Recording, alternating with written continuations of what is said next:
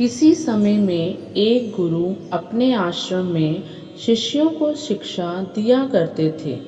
एक दिन एक शिष्य उनके पास आया और बोला कि गुरुजी, मैं अपने जीवन से बहुत परेशान हूँ। मुझे इससे मुक्ति कैसे मिल सकती है?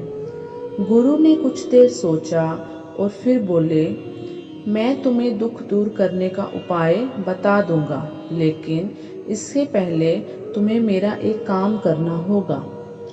गांव में से किसी ऐसे व्यक्ति के जूते लेकर आओ जो सबसे सुखी है। शिष्य ने सोचा कि ये तो छोटा सा काम है, मैं अभी कर देता हूँ। शिष्य काम में निकल गया और एक व्यक्ति से बोला कि आप मुझे गांव के सबसे सुखी इंसान दिख रहे हैं, क्या आप मुझे अपने जूते दे सकते हैं? शिष्य की बात सुनते ही वह आदमी आग बबूला हो गया और बोला कि मैं अपने भाई की वजह से बहुत दुखी हूँ, परेशान हूँ और तुम्हें मैं सुखी दिखाई देता हूँ। चलो भाग जाओ यहाँ से। शिष्य थोड़ी आगे गया तो एक दूसरा आदमी दिखाई दिया और काफी प्रसन्न मुद्रा में था। उसे देखकर शिष्य ने उसको पूरी बात बताई और जूते मांगे। इतना सुनते ही उस आदमी के चेहरे की हंसी उड़ गई और वो बोला, अभी कुछ देर पहले ही मुझे व्यापार में काफी नुकसान हुआ है।